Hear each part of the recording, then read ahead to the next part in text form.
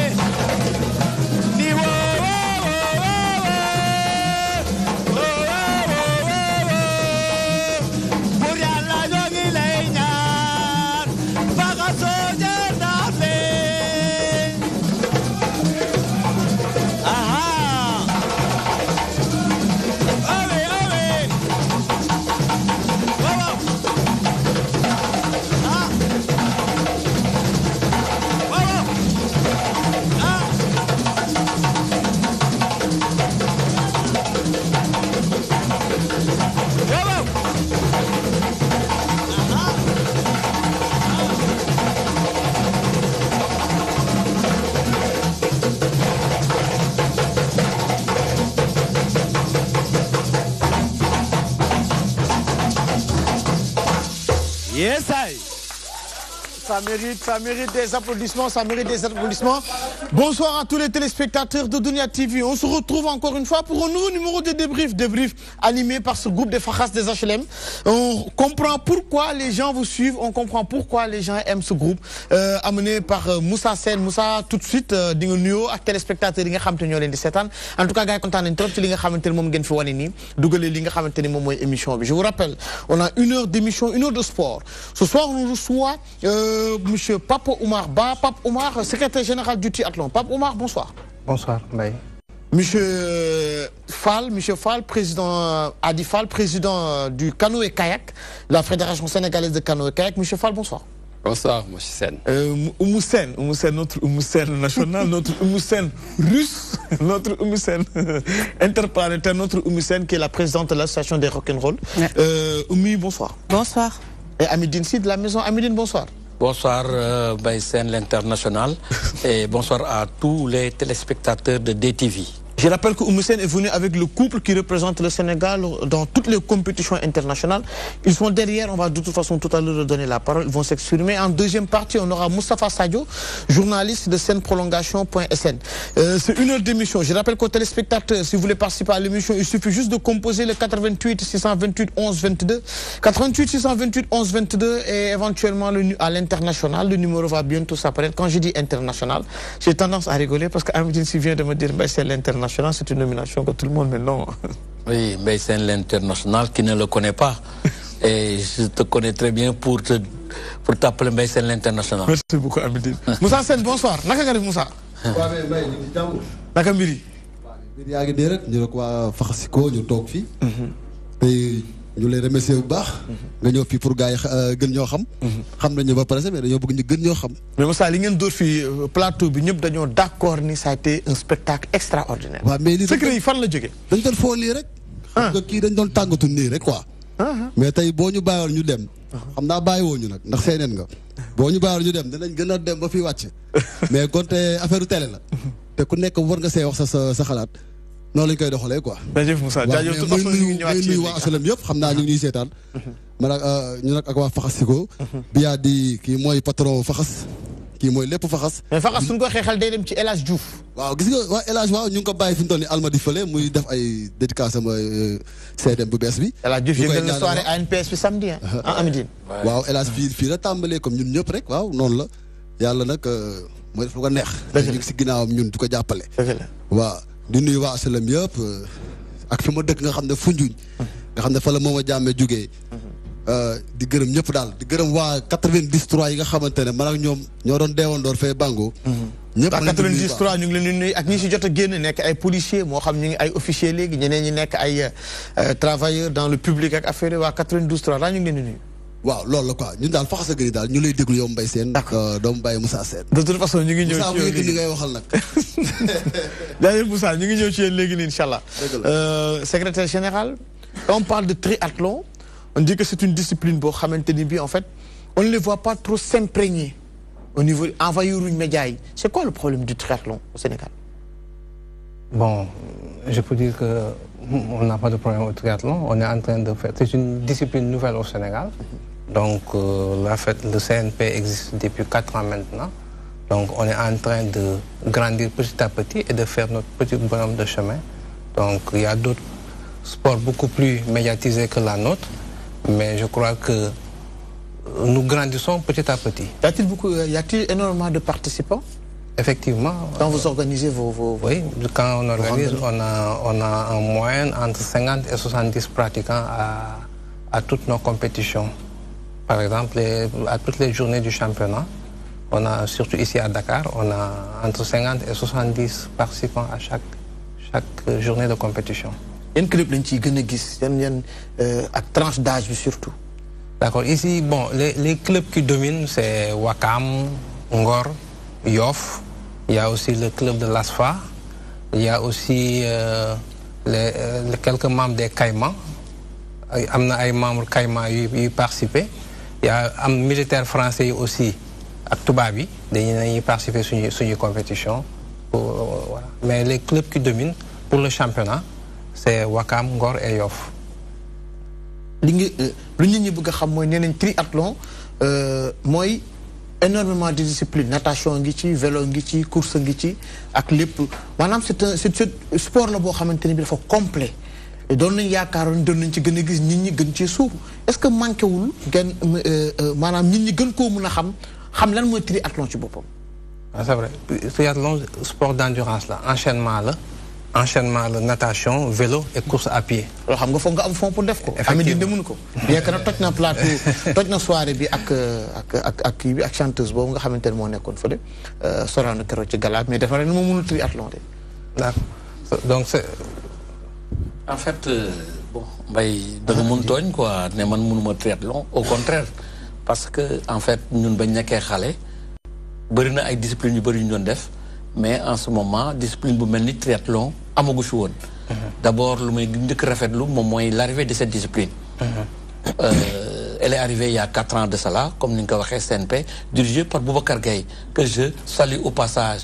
Boubacar Gaye qui a déjà fait ses preuves au niveau de la Fédération sénégalaise de football. Ils sont en train de faire un travail remarquable. D'abord sur l'aspect médiatique, il y a notre consoeur Koumadia qui dirige la commission féminine de l'ANPS. Donc on a toutes les informations sur le triathlon. Donc c'est un bébé, il faut le laisser grandir. C'est comme ça. D'ailleurs, dañu am sax mérite. C'est gala ANPS bi parce qu'avant gala, il y avait quoi? Il y avait les nominés. Sur les 5 disciplines, yi nga xamné ni ANPS tànnoon na ko jury ANPS pour ñu concourir si meilleur sportif de l'année bi nga xam ni Assou Traoré moom moo ko jël triathlon bokkoon na ci. Donc rien que pour ça rek mérite bu mag la looloo tax ba ANPS di joxe ay prix spéciaux ñu jox ko ay disciplines yi nga xam ne ay disciplines yu mag la parce que football ak basket yi nga xam ne nii ñoom ñooy dem coupe du monde lañ ko jox mais fàttewuñu triathlon ak karaté parce que tout simplement ay disciplines yu ñu valoir ay satisfaction lañ. Donc je pense que Mbaye Sène lu ñu war a def mooy encourager monsieur Ba bi fi toog son président ak tous les membres du triathlon aussi CNP bu baax la ñi ngi liggéey Sénégal yi suñu gën a découvrir discipline boobu parce que dawal vélo fii ñëpp yàgg nañu di dawal vélo.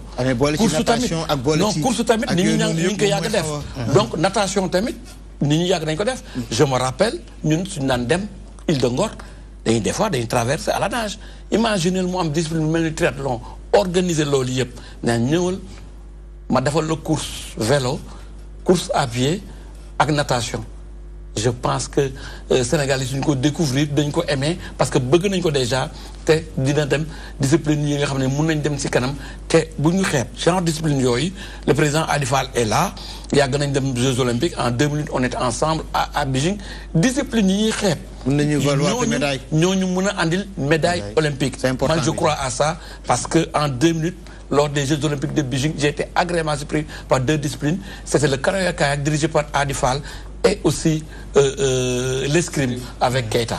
De toute façon, on va revenir tout à l'heure avec le président Adifal par rapport au canoë-kayak. Maintenant, lan ngeen am devant, il y a une perspective ngeen am par rapport au triathlon. Lan am ngeen programme, c'est pour quand lan ngeen programme en fait actuellement. D'accord, donc on vient de terminer la saison 2017 parce que nous au triathlon la saison bi day épouser l'année calendaire. Année bi donc bon comme fii en décembre janvier février donc géej gi dafay xaw a sedd tuuti. Donc suñu compétition mi ngi commencé à partir de mars. Donc il y a le championnat en 2018 mais il y a surtout la Coupe d'Afrique de triathlon 2018 qu'on va abriter au Sénégal le 9 décembre 2018. Donc la Fédération internationale de triathlon la Confédération africaine ils ont nous c'est dès à présent qu'il faut faire le travail. Effectivement, c'est dès à présent qu'il faut le travail c'est 1 an à l'avance. Donc la date est déjà fixée, c'est 9 décembre 2018 et donc à partir de janvier nous on va mettre en place les différentes commissions pour commencer le travail vers cette date-là. C'est important. Monsieur Fall, Adi, président, vous préparez en fait la 2e édition du drapeau du chef de l'État prévu ce samedi à la plage de Ngor. Tout à fait. Mais j'en profite, comme le disait mon ami tout à l'heure, pour vous remercier d'abord de l'invitation. Nous préparons effectivement la 2e édition le trophée du président de la République, samedi à la plage de Ngor, dont nous partageons parfois avec Triathlon, Je rappelle que les auditeurs peuvent participer à l'émission, les téléspectateurs, autant pour moi, il suffit de composer le 88 628 11 22, ou bien à l'international, plus 221 33 841 23 36. Voilà, donc cette manifestation aussi marque aussi la clôture de la saison. Comme le disait aussi tout à l'heure le secrétaire général, nous aussi nous avons nous avons démarré la même période, parce que c'est quand il fait chaud, c'est vrai qu'on ne peut plus pratiquer. Surtout qu'il n'y a pas de couverture réellement, aussi bien dans le canoë que dans d'autres disciplines. Pourquoi quand il fait chaud, vous ne pouvez pas couvrir? Non, j'ai dit, au contraire, j'ai dit que quand il fait froid, on ne peut pas. C'est le cas c'est ce qu'elle a voulu expliquer tout à l'heure. Quand il fait chaud, que vous pouvez vraiment pratiquer. C'est pendant les vacances qu'on démarre la saison. Nous avons démarré depuis le mois de juin. Nous circulons toutes les plages du Sénégal. En vrai, selon nos moyens. Nous avons un calendrier national qui court de mois de juin au mois de décembre. C'est ce qui fait aujourd'hui, nous allons clôturer la saison samedi prochain, donc le 23, à partir de 15h à la plage d'Angor. Et cette manifestation-là aussi, comme je l'ai dit, on l'a patronné à M. le Président de la République. Et ensuite, le ministre des Sports, c'est sa présence de façon du ministre des Sports ou son représentant. Également, Mamadou Ndiaye, qui est le président du comité olympique, qui est l'ami aussi des sportifs. Effectivement. Peut-être Ahmedine va revenir tout à l'heure par rapport à la soirée de gala.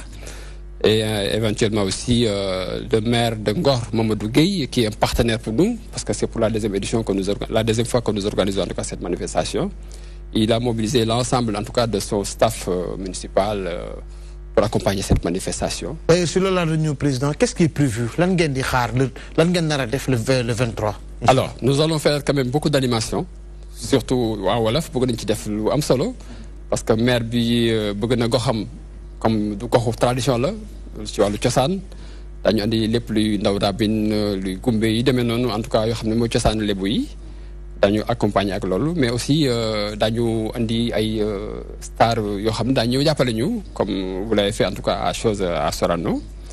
Et ensuite surtout le point vocal c'est exactement l'activité sportive. Parce que nous avons invité l'ensemble des clubs du Sénégal jusqu'à Sobon. Il y aura combien de participants à peu près? Nous envisageons à peu près quelque chose comme 100 athlètes, 100 kayakistes, on l'appelle chez nous. Et de toutes catégories, juniors, cadettes, surtout l'élite jeune. Parce que ça a une très grande manifestation alors. Ah oui, parce que c'est notre manifestation phare, à part les rames fluviales que nous organisons chaque année. Donc ce sera une manifestation qui va, comme je l'ai dit, regrouper l'ensemble de nos athlètes et dans ce cadre-là aussi, ce sera en tout cas une fête que nous allons partager avec tous, avec tout le monde. Oumi, est-ce que vous avez fait canoë-kayak? Non. C'est une discipline ou bien? Oui, c'est une discipline que je connais parce que lors des Jeux Olympiques, ça fait partie des choses que l'on regarde et pour lesquelles on s'active. Moi, quand je faisais mes études en Angleterre, la compétition entre Oxford et Cambridge, c'est un classique où on se met le long de la rive et on regarde que deux bateaux se disputent. Ils passent à l'espace d'une minute, ils ont déjà dépassé notre vue, mais tout le monde est là en train de... C'est un beau spectacle. Oui, c'est un très beau spectacle qui se fait chaque année. Donc, je ne connais pas personnellement, mais j'ai suivi souvent. Président, quand on dit canoë-kayak, rapidement, on pense à Tony Estanguet. Oui, Tony Estanguet, c'est lui d'ailleurs le futur président du comité d'organisation pour les Jeux de 24, les Jeux Olympiques. Tony... Ça prouve vraiment que le canoë-kayak, c'est une très grande discipline. Hein? Ah oui, parce que d'abord, c'est déjà en 1936 aux Jeux de Berlin, et bien avant, bien sûr, que le canoë-kayak a déjà participé aux Jeux Olympiques. Et vous parlez de Tony Estanguet, c'est vrai que c'est un Français, et je partage avec lui sur beaucoup de choses d'ailleurs, et qui est même une sorte de référence pour nous avec nos athlètes sénégalais.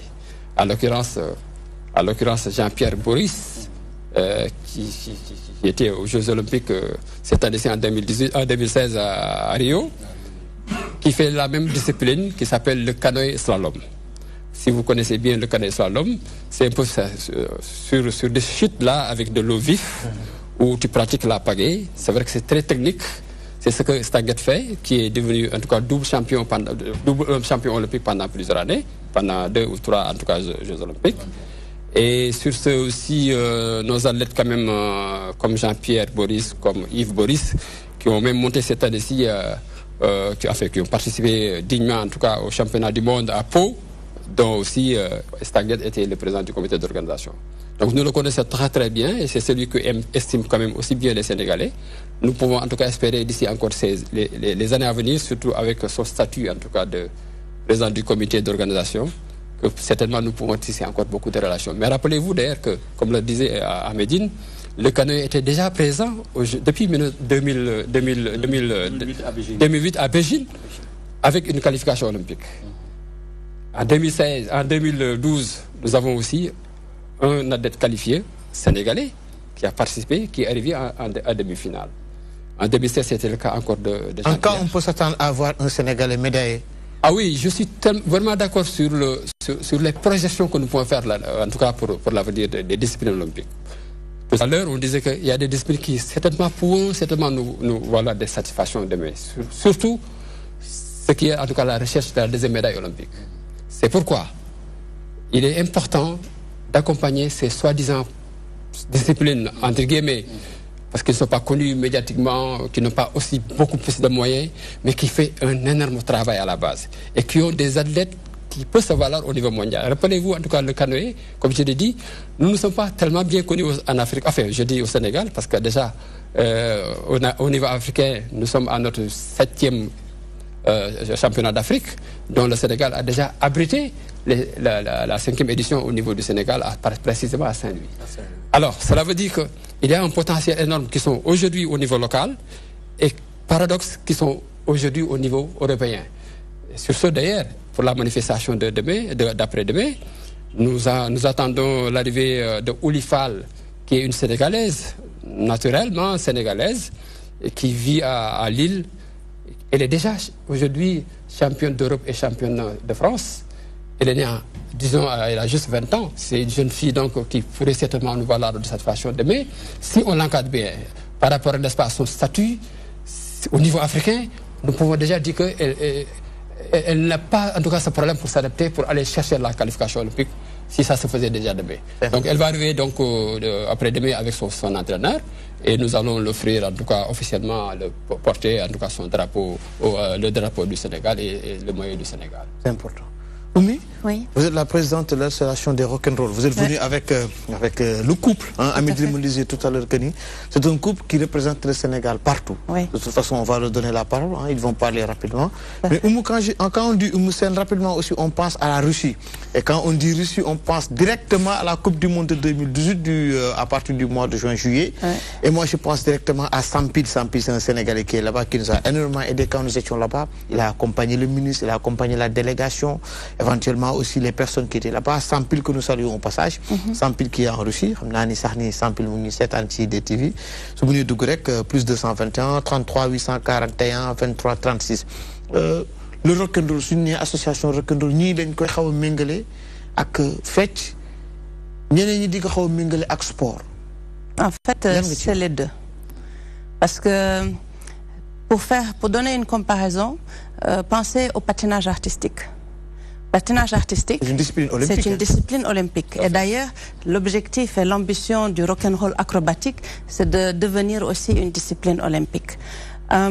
Et donc, quand vous regardez le patinage artistique, il y a deux notes. On a même les images du couple qu'on va nous montrer tout à l'heure en direct, mais continuez, Oumi. Donc, on a toujours deux notes qu'on donne, une note artistique et une note technique.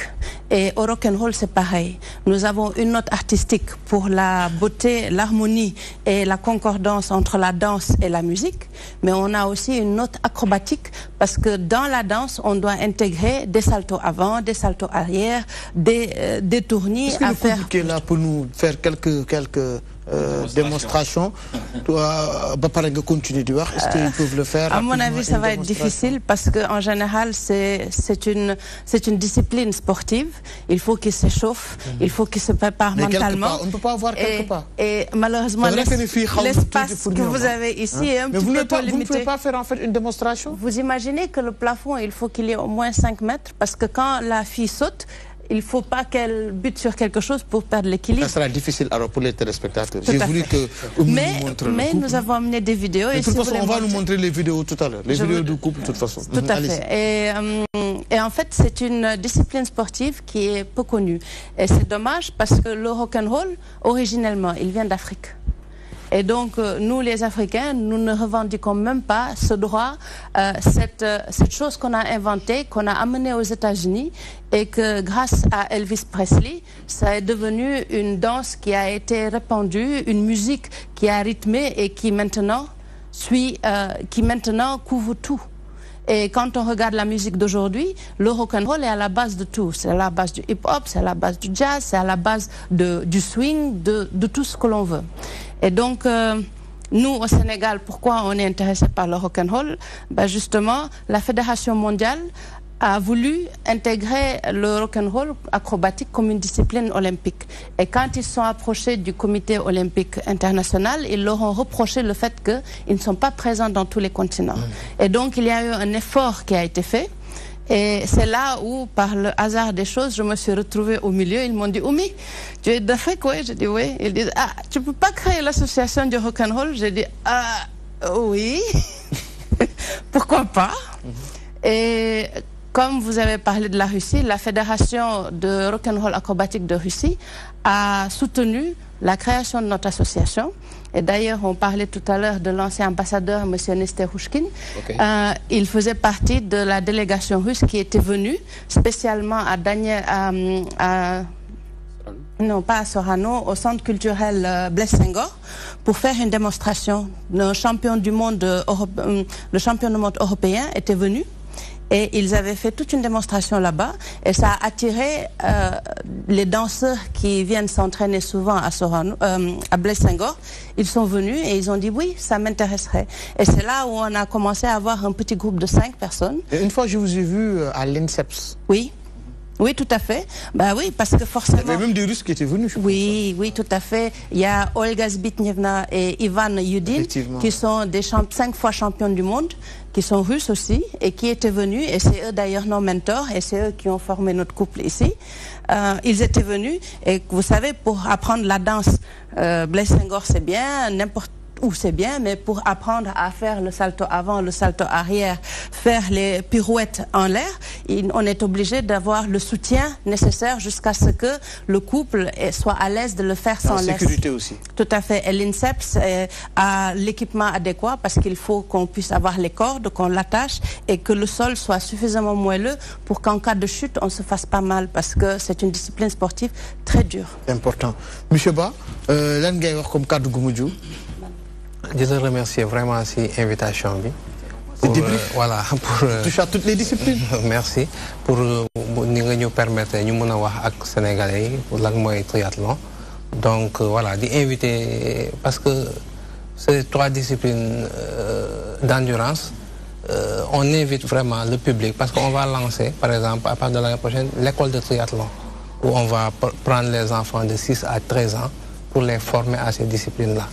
Donc voilà, on invite tous ceux qui veulent pratiquer le triathlon à se rapprocher du CNP de triathlon, voilà, pour pouvoir participer à nos manifestations. Parce que dans nos épreuves, il y a les épreuves par équipe qui concernent les clubs, mais aussi il y a les individuels. N'importe qui peut s'inscrire et pratiquer, venir participer à une compétition à son rythme. Donc voilà. De toute façon, on doit recevoir le président de la Fédération de triathlon le week-end, le jeudi prochain. C'est le plateau de fin d'année. On va recevoir aussi le président de la Fédération sénégalaise de basketball. Éventuellement, le président de la Fédération sénégalaise de football. Ça sera le jeudi prochain, Inch'Allah, pour le plateau de fin d'année.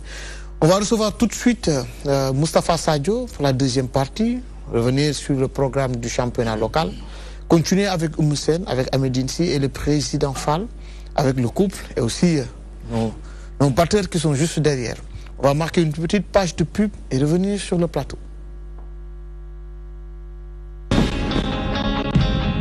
Profitez de cette promotion exceptionnelle de Noël et de fin d'année. Du lundi 11 décembre 2017 au vendredi 5 janvier 2018. Première offre pour 3 mois d'abonnement à 10 000 francs CFA seulement. C'est-à-dire 2 mois plus 1 mois offert. 4 mois d'abonnement à 15 000 francs seulement. 3 mois plus 1 mois offert. Pour la deuxième offre, un décodeur plus une carte plus 3 mois à 25 000 francs seulement. C'est-à-dire 2 mois plus 1 mois offert. Pour la troisième offre, un décodeur plus une carte plus 6 6 mois d'abonnement à 40 000 francs seulement. Et pour la 4e offre, un décodeur plus une carte offerte pour tous les souscripteurs à une année au prix de 60 000 francs CFA. Antenne plus installation offerte uniquement à Excaf. Avec Excaf Télécom et la TNT, le meilleur reste à venir.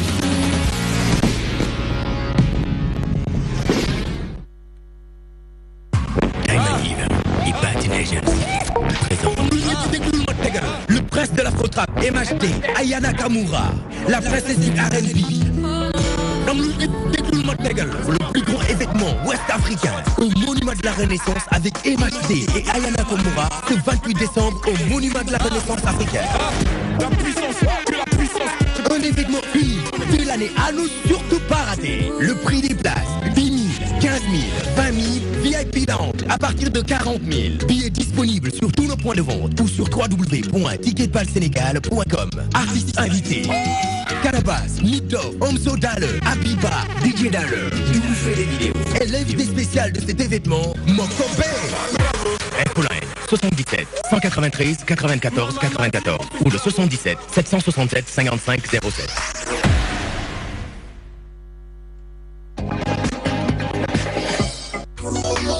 Bonjour et bienvenue dans votre Minute TNT. Aujourd'hui, nous allons parler de la TNT, du passage de l'analogie au numérique. Tout est parti du temps analogique, quand regarder la télé était un véritable calvaire. Entre orienter et réorienter l'antenne, un vent fort qui brouillait les images, la recherche de chaînes et de fréquences, tous ces facteurs vous empêchaient de regarder tranquillement vos programmes télévisés parce que tout simplement les antennes d'émission n'étaient pas sur les mêmes lieux. Jusqu'à ce que l'ère numérique s'offre à vous, la TNT by Excaf. La télévision numérique terrestre, TNT, est une évolution de la technologie en matière de télévision qui permet de recevoir les images en qualité numérique grâce à son décodeur TNT by Excaf. Elle a mutualisé toutes les antennes d'émission sur un même site et dans la même bande de fréquence. La TNT permet de recevoir toutes les chaînes sénégalaises gratuitement et les chaînes étrangères disponibles sous abonnement. Fini toll ni ñëpp war a am décodeur TNT by Excaf ndaxte mooy tax ba nga mën a seetaan sa télé tranquillement doo ci am benn gàllankoor.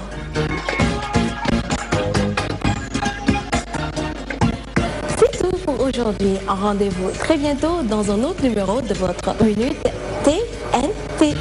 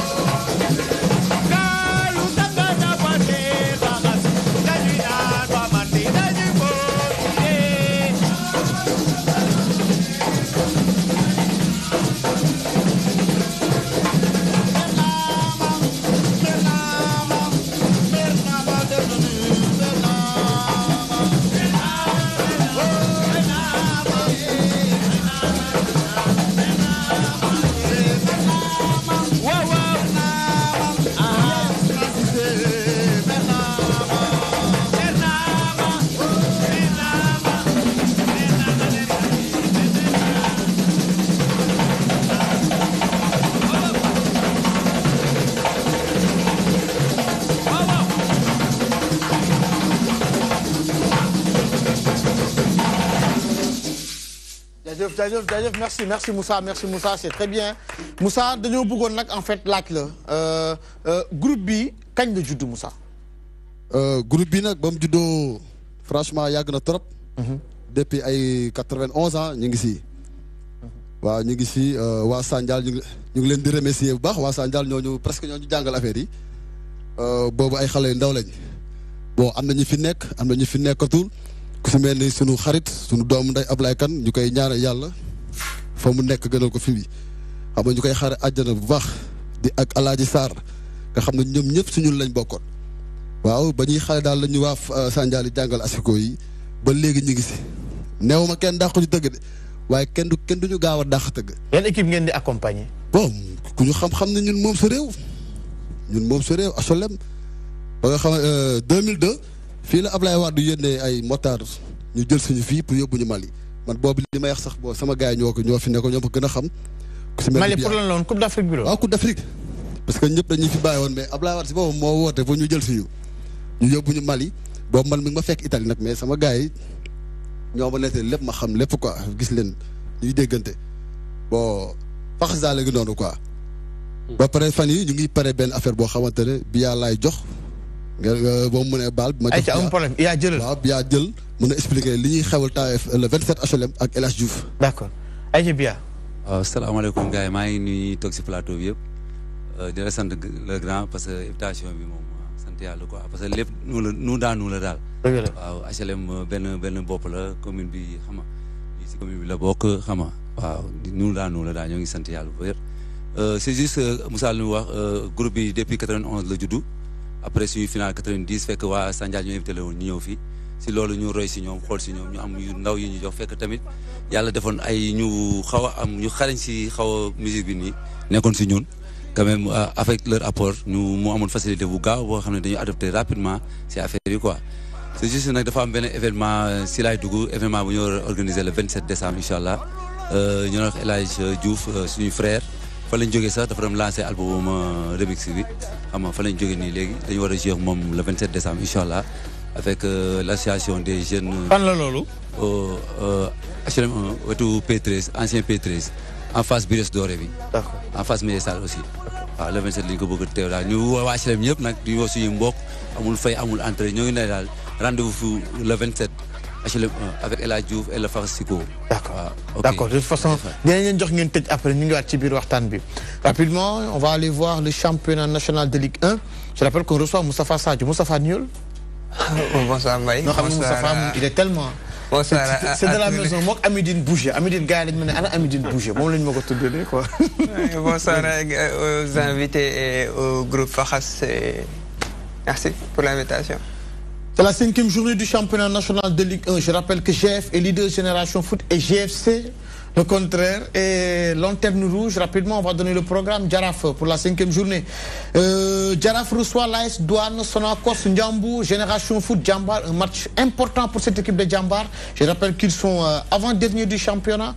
GF qui reçoit Casa Sport, Stade de Mbour, Mbour, peut-être que c'est le derby de Mbour aussi. En fait, c'était le match. C'était la finale de la Coupe du Sénégal, remportée par Mbour Petite Côte. AS Linguère face à Tenguet. Et NGB qui reçoit Dakar Sacré-Cœur. Ça, c'est la 5e journée. Le classement, je rappelle que Génération Foot est leader. Cette équipe de la Linguère de Saint-Louis, 2e, au même nombre de points. Je rappelle que c'est au goal différence que Génération Foot est leader. 3e, Stade de Mbour. 4e, AS Douane. 5e, Sonacos. 6e, Niar Italie. 7e, le Djaraf de Dakar. 8e, Turekunda. 9e, Djambar. 10e, Casasport. 11e, DC. Et 12e, Djambour. 13e, Tenguet FC. 14e, Guédiawaye. On va aller tout droit. C'est le portrait du jour. C'est vrai que tout le monde attend cette confrontation, le Classico. Et 94 victoires pour le Real de Madrid et 92 pour le Football Club de Barcelone. Ils ont fait 49 matchs nuls. Le Real de Madrid qui reçoit au stade Santiago Bernabéu le Football Club de Barcelone, ça sera ce samedi à partir de midi. Le portrait du jour, réalisé par Yann Dembatine. Entre le Real et le Barça, la rivalité est toujours aussi vive. Le Real a terminé la saison en s'offrant le titre de champion d'Espagne et la prestigieuse Ligue des Champions. Alors que la saison reprend ses droits de l'autre côté de la frontière ibérique, le Barça et le Real cultivent encore un duel fratricide.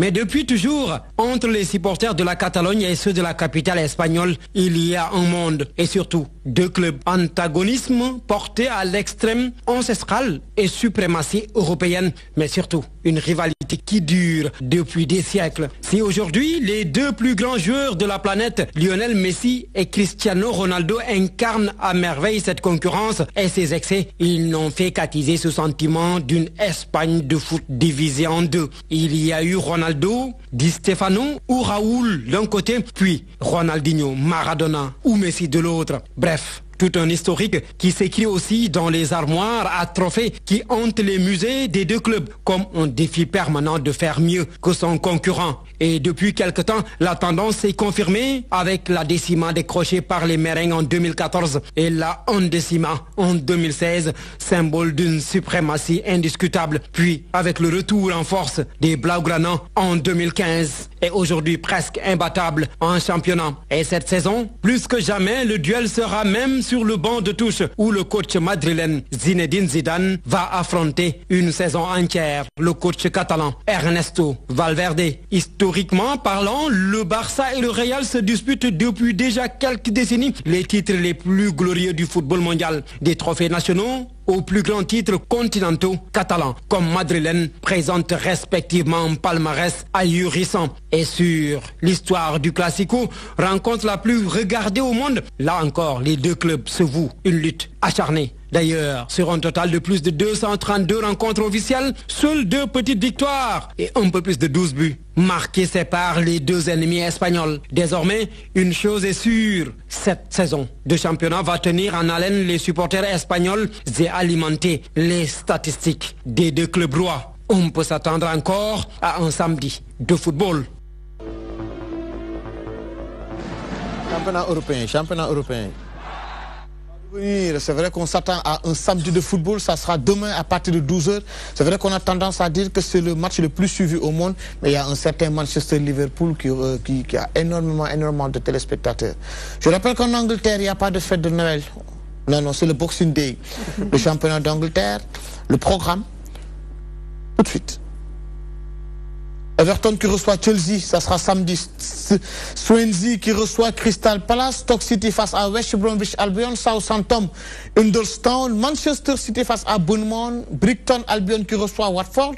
West Ham United, Newcastle. Burnley face à Tottenham. Et Leicester face à Manchester United. Je rappelle que Leicester a été éliminé en cup par Manchester City au tir au but. Manchester United qui a été éliminé aussi par une équipe de 2e division, c'est Bristol.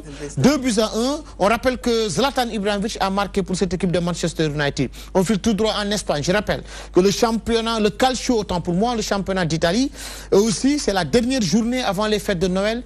En Angleterre, on jouera le samedi, on jouera éventuellement aussi le mardi. Mais vite fait, on va aller voir le championnat d'Espagne, c'est vrai. Eibar face au Genoa, ça c'était les matchs qui se sont joués aujourd'hui. Betis Séville, demain qui va jouer face à l'Atlético, l'Espagnol face à l'Atlético Madrid.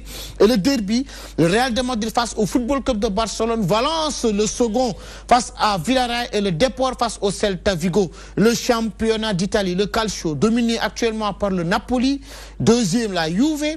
Chievo face à Bologne, Cagliari qui reçoit la Fiorentina, la Lazio face à Crotone, Spal de Alfred face au Torino, je parle de Alfred Gomis le portier, Sassuolo face à l'Inter de Milan, Napoli de Kalidou Koulibaly face à la Sampdoria, l'Udine face à Hellas Verona, le Genoa qui reçoit Beneventuro, le Milan AC face à l'Atalanta et pour terminer, le choc, la Juventus de Turin qui reçoit au Juventus Stadium, la Roma, l'AS Roma, la Roma aussi qui est une très bonne équipe cette année. Rapidement, Moussafa, on a vu que hier, c'était le dernier match des phases allées du championnat de France. Et l'attraction, c'était l'anniversaire de Kylian Mbappé, qui est en train en fait de faire des merveilles, le jeune joueur français. Clairement, c'est un phénomène.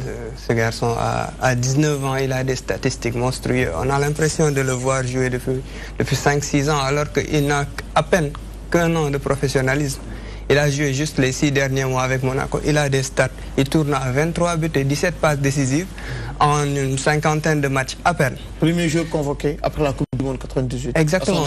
On se demande où va-t-il s'arrêter. S'il continue à ce niveau et qu'il maintient une hygiène de vie, il risque de devenir l'un des plus grands footballeurs français de l'histoire. il est parti pour en tout cas. Amidine, Mbappé, ci âge am actuellement mu ngi affolé compteur yëpp dem nañ ba ne moom sax demuñ ba wax ko sax dafa nekk li am à son âge mu dugg ci top 10 Ballon d'Or.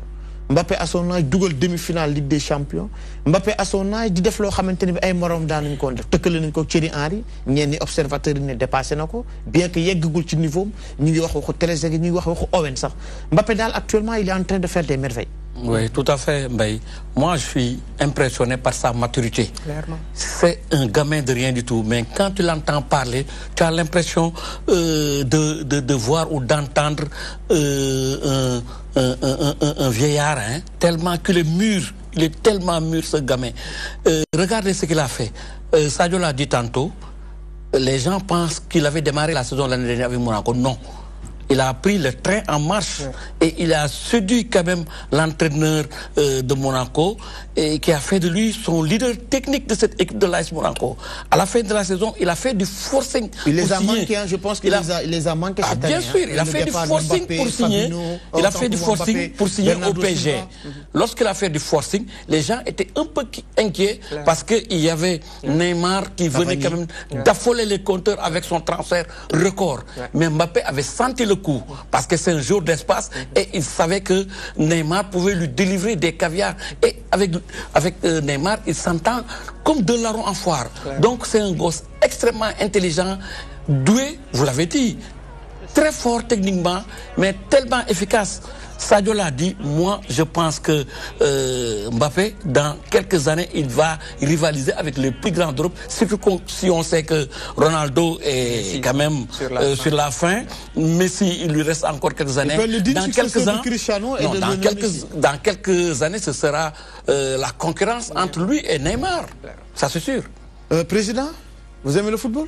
Oui, vous suivez le football? Je suis, mais quand même pas trop imprégné comme vous déjà que vous êtes en train de décrire un peu. Real de Madrid, Barcelone. Oui. De toute façon là, je pense que moi je suis barcelonais, hein, ça, y a pas photo. Je sais qu'il peut faire la différence. Barça. Bien sûr. Amidine, Real de Madrid, Barcelone, rapidement. Moi j'ai l'habitude de le dire, hein. Real de Madrid contre FC Barcelone, c'est comme pour moi États-Unis qui joue Bambey en basket. Qui est États-Unis? Ah, toi aussi, le FC Barcelone. Le FC Barcelone. Qui est Bambey? Ah mais le Real de Madrid. Le Real de Madrid, évidemment. Oumissène, Real de Madrid, Barcelone. Aucune idée. C'est vrai que j'adore Barcelone comme ville, mais j'aime bien Madrid aussi. Donc, sincèrement, je préfère me concentrer au rock'n'roll acrobatique. Sadio, Real de Madrid, Barcelone. Bon, Amédine a un avis de supporter là-dessus. Il ne prend pas de recul. Moi, personnellement, je ne supporte aucune des deux équipes.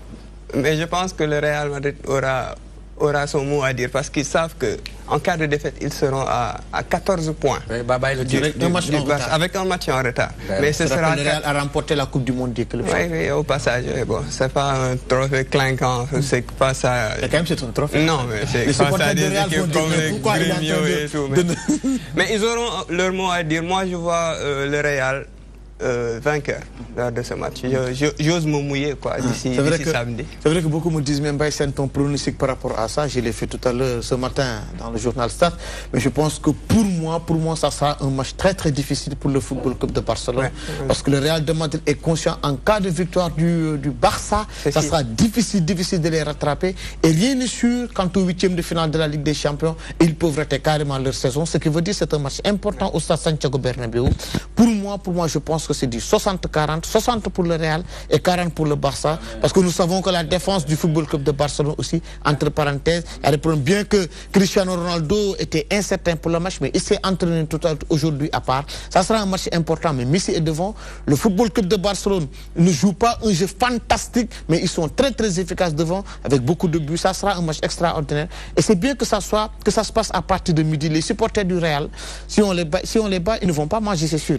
Si on les bat, ils n'ont qu'à m'inviter, je vais vraiment prendre leur place.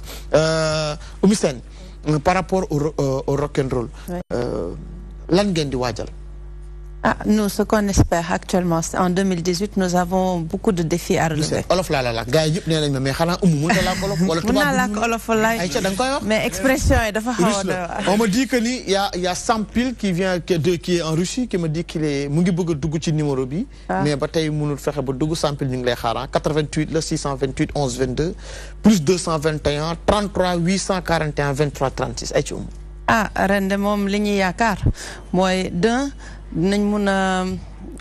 dinañ mun a commencer di organiser ay cours ay formation parce que le gënoon métti pour ñun mooy former 2-3 couples yoo xam ne suñu xamee maîtriser technique bi suñu maîtriser acrobatie yi ñoom dinañ ko mun a jàngale dinañ mun a passer le mot te fu mu ne nii Samy bi nekk sama ginnaaw moom commencé na prochaine étape bi nga xam ne mooy regrouper ay jeunes yoo xam ne gis nañ ko muy fecc gis nañ ko muy def acrobatie mu neex leen ñuy ñëw régulièrement de leur propre fait mais comme monsieur Fall dina la ko wax ci fédération kayak bi comme que ñun ñu ngi doog a commencé ñun association bu ndaw lañ kii bi defe naa am na ku nekk ci ligne bi dañ koy jël d'accord bonsoir kooku dem na ayca maintenant de toute façon après Samy moom mooy ñëw wax léegi 88 en 622 11 22 33 841 23 36 ayca donc non comme ni ma doon waxee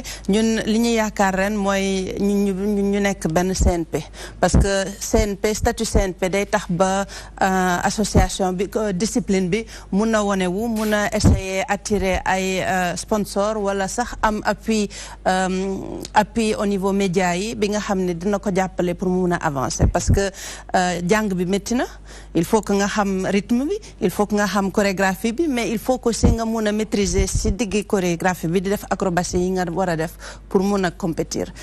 Samy, vous êtes le couple qui représente le Sénégal dans toutes les disciplines.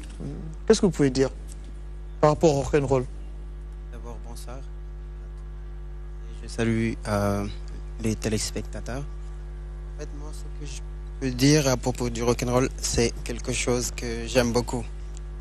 J'aime beaucoup le rock'n'roll. Ça fait 2 ans que je le fais avec ma partenaire. Au début, elle dansait avec un autre partenaire. Maintenant, ça fait 1 an qu'on commence à danser ensemble. Et j'ai eu à participer à beaucoup de championnats avec elle. Et Amno connecte ligne Samy, 1 minute, on va prendre la personne qui est au bout du fil. Bonsoir. Allô? Allô? Oui, bonsoir. Allô, bonsoir. Oui, bonsoir, ça va? Ça va, alhamdoulilah. maa ngi nuyu. ñu ngi lay fay kookan la ak fay woote pour bi ak fay woote kooku dem na. Je disais que naa ni su amee benn auditeur ba ñaar benn téléspectateur ba ñaar ci lay yem parce que li ñu fi cërale ci waxtu daanaka jeex na c'est vrai que on nous dit que on nous appelle depuis la Russie loolu moo tax on va essayer d'ouvrir la ligne mais xam naa ne benn auditeur ñaar lay doon ayca. Oui. Excusez-moi, monsieur Samy. C'est pas grave, c'est pas grave. Je disais que ça fait 1 an qu'on danse ensemble et déjà on a eu à participer à 2 championnats, le World Game en Pologne et cette fois-ci on était allé jusqu'en demi-finale et là il y a 1 mois ou 3 semaines je pense on était à Lyon pour les championnats de rock'n'roll aussi et là on aimerait vraiment avoir plus de gens qui viennent faire le rock'n'roll parce que c'est pas du tout un sport qui est vraiment connu ici au Sénégal. Moi, par chance, j'ai eu à trouver quelques jeunes qui sont intéressés par le rock et maintenant on essaie de s'entraîner tous les lundis, mardis et jeudis.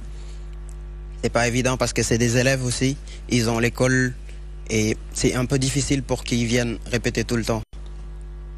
Mais ñu ngi sant yàlla quoi. Oui. ban nga wax sénégalais yi lay seetaan. allez bëgg a dugg ci rock'n'roll lan nga leen di wax. Bon lu ma leen di wax mooy rock'n'roll sport la te comme on dit mun nañ def sport et étude quoi lépp mun nañ ko boole ci kaw nga am emploi de temps boo xam ne da nga koy organiser bu baax voilà te rock'n'roll c'est quelque chose de joli c'est bon c'est en tout cas moi j'adore. Je m'y trouve vraiment et je pense que ñoom bu ñu ñëwee dinañ ci sentir seen bopp aussi et n'importe qui peut le faire aussi. J'avais une question. Vas-y, pour Michel. Je voulais savoir quel est l'âge recommandé, surtout pour débuter une telle discipline, et combien de couples vous aurez besoin pour lancer des compétitions? En fait, l'âge en Russie, par exemple, ça commence à partir de 6 ans.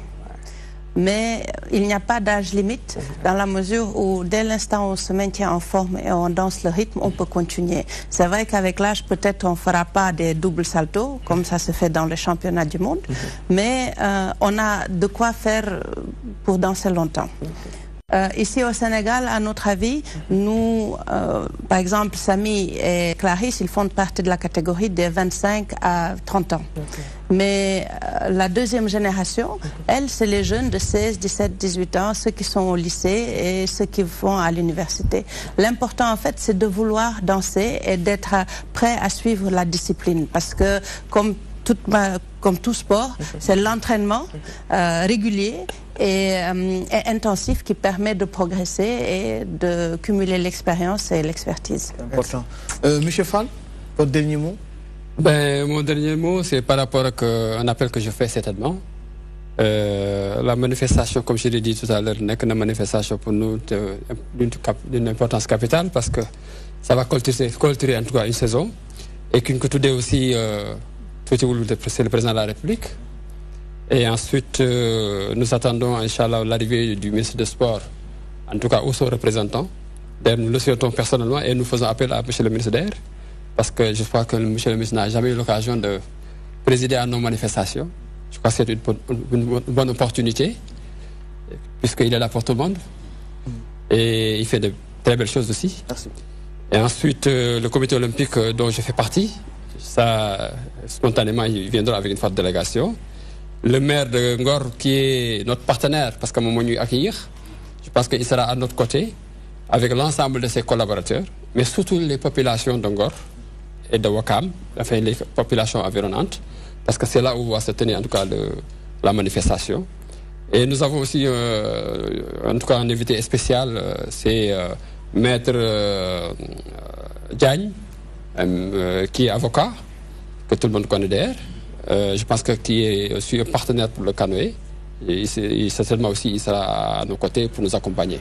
En tout cas, grosso modo, nous avons invités parce qu'il y en a assez, il y en a beaucoup, mais surtout encore la presse. Hein. Et sur ce aussi, pour terminer, nous avons beaucoup d'ambition en tout cas pour 2018, pour aller en tout cas plus vite. Les championnats du monde que nous souhaitons participer à plusieurs en tout cas éditions en tout cas du Portugal déjà au tout début à Duisburg en Allemagne, bien sûr au championnat du monde à Rio et les championnats d'Afrique au Maroc. Donc c'est plein de chantiers que nous avons avec en tout cas des projets, j'allais même dire très ambitieux. La construction en tout cas que nous voulons en tout cas mettre en place au niveau du Sénégal, c'est de construire 300 bateaux en tout cas pour ce qui est le Sénégal. C'est faisable en tout cas par rapport à les moyens que nous cherchons, mais aussi en tout cas d'avoir en tout cas un plateau, j'allais dire comment ça s'appelle, un parc nautique moderne qui répond en tout cas aux normes, d'où nous avons déjà avancé sur certains points parce que le plan architectural est déjà terminé. Nous avons déjà lancé dans un premier temps avec le ministre des Sports. Nous le souhaiterons que le ministre est bien sûr dans le cadre du plan émergent, que ce projet soit tenu en tout cas en compte pour que nous puissions avoir enfin un parc dignement comme ça s'est fait en tout cas pour le football ou le basket ou dans d'autres disciplines. Merci beaucoup, Président. Amidine, le mot de la fin. Bon, vous remercier d'abord pour l'invitation. Remercier mes amis qui sont sur le plateau parce que Oumi c'est comme une sœur pour moi. Grâce à elle, j'ai rencontré des sportifs russes. Il y a également le président Adifal et mon jeune frère Sadio, mais aussi le groupe Fakhas, parce que ça me rappelle des souvenirs. Ce groupe, je l'ai découvert lorsque je jouais Naïtan. En ce moment-là, à Momserew, il y avait les Laïguinars. C'est un groupe mythique. C'est un groupe mythique. Moi, je me rappelle encore de la finale Niar Italie contre Momserew. Cette finale où j'ai vu des joueurs marquer des buts que je n'arrive même pas à voir jusqu'à présent au niveau du championnat non seulement sénégalais, mais du championnat français. Donc, content, trop la may def, rappelez-moi ay souvenirs parce que ñoom non seulement li ñu doon tëggee sax mais ku doon seetaan nawetaan xam ne ni moom sa réew dañu amoon benn affaire bu spéciale gis nga ñii suñ doon dugg si seen équipe suñ doon dugg si. zone 3 sax actuellement amatul centre. non attends gis nga li ma la doon wax ni Mbaye Sène ñii suñ doon seen équipe suñ doon dugg si terrain bi xaw ma c'est mystique xaw ma mais loolu daf ma marqué ba may jouer parce que ki doon jiitu aadi mu doon jiitu ku si topp dañuy mel ni ñi gaañu si tànk di daal di soox dañ doon wax mystique yi ñoo ko waraloon lañ doon wax mystique yi ñoo ko waraloon mais ça marchait parce que ça permettait à cette équipe de gagner de régner en maître vraiment moo tax ba ma leen si gisee yàgg naa dégg faxas nag mais tey laay doog am chance dajeek ñoom di leen remercier bu baax. Oumy, le dernier mot. Merci beaucoup Mbaye de nous avoir invités. C'est sûrement la première fois qu'on apparaît à un plateau de télé pour parler de rock'n'roll acrobatique qui, on espère, vous allez entendre beaucoup parler d'eux et vous pourrez voir plus. Je sais qu'il y a des clips qui sont sortis à la télé, mais si les gens veulent plus d'informations, vous pouvez nous revoir dans notre page Facebook qui s'appelle Rock'n'Roll Acrobatique Sénégal. Et là, il y aura des vidéos, il y a des rendez-vous. Et comme Samy l'a dit, nous allons nous retrouver tous les lundis, mardis et jeudis à l'Enclos Normand, le soir, entre 16h et 18h. Ceux qui sont intéressés, ceux qui sont juste intéressés pour voir ou pour participer, nous les invitons parce que plus on sera nombreux à en parler, mieux ce sera. Ça va dépasser l'emballage, j'en suis sûr. Merci. Aïcha Sadio, je suis quelqu'un de beaucoup de façon. Bien que jeudi passé, les gens m'ont dit, mais oui, Moustapha Sadio, j'ai décidé à Sadio était retenu par exactement. Désolé pour t'avoir planté la semaine dernière. Et je remercie tous les invités ici et je salue les téléspectateurs de ton émission Débrief. Une vision très avérée. Je rappelle que ni Barama Djok Moussa Aïcha Gattal rek. Parce que lu ñu fi cër lañ ci waxtu jeex na tàkk da ngeen fi tëgg bu neex boo xamante ne yéenay tëjaat après moo tax gàttalal rek ñu ngi lay remercier bu baax jërëjëf Moussa di ñaanal suñuy waajur ñun ñëpp ak suñu soxna yeeg ñëpp xam nga may gërëm encore may nuyu waa Foundiougne di leen wax ne bon ñoo fi nekkoon ak samay doomu nday Ousmane ñi ngi ñoom ñëpp ñu ngi leen di nuyu bu baax li grand bi wax dafa daw yaram quoi te wax na dëgg ki daan sonal gars yi nag mi ngi nii toog bi mi nga gis nii lépp lu moom sa réew dugal bokk na ci waaw et puis tamit xam nga ragale fee tamit day xañe wërsëg ginnaaw moom sa réew toog na si nawetaan gi ñu ngi ñaanal suñu doomu nday Luque mu jël coupe bii nawetaan gi ak waa Angle Mousse loolu lañ bëgg jaajëf ak sëñ Touba jaajëf de toute façon di leen amaat jotaay waxtaanaat ak yéen bu baax a baax di rappeler ni aussi les danseurs aussi merci merci d'être venus je rappelle que di sànq ba tey ñuy waxu Russie j'ai dit que je parlais tout à l'heure à Sampil parce qu'on ne peut pas oublier ce qu'il avait fait pour nous quand on était là-bas en Russie lors du tirage au sort de la Coupe du Monde Sampil que nous saluons au passage qui est en train d'abattre un travail extraordinaire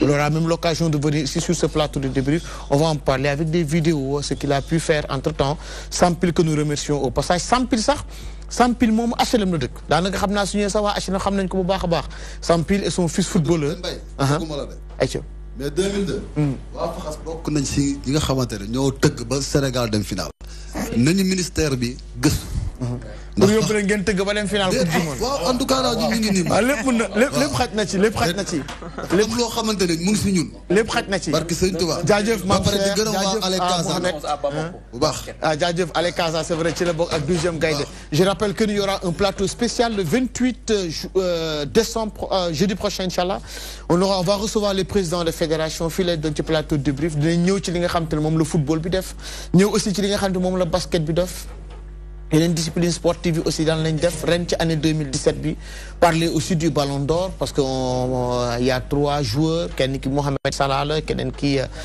notre Sadio Mané national ak ki nga xamante mooy Pierre-Emerick Aubameyang on va revenir sur tout ça on va même inviter aussi le président de la NPS parce que on a vu que cette année-ci on a innové c'est la jeunesse qui est à la tête de la presse sportive Abdoulaye Thiam que nous saluons au passage ñun ñëpp ñu ngi leen di jaajëfal di leen jox rendez-vous jeudi prochain pour un autre numéro de débrief. On va vous laisser avec nos amis de Fakhasiko.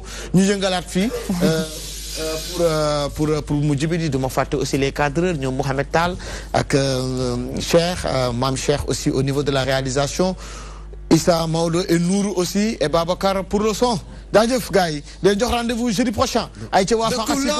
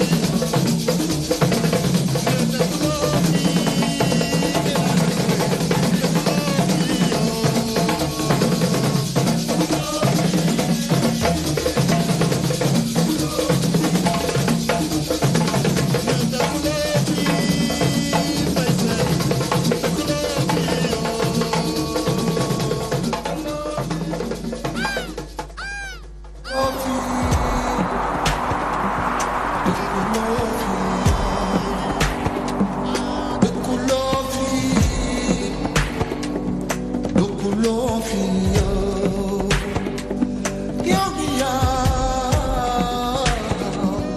loo fi wut si am nañu wet am nañu gis ni suba du leer am nañu wet am ñu xëy seen yaakaar taas am nañu jot ba ñu juddoo ci ndool ñu gis lu metti am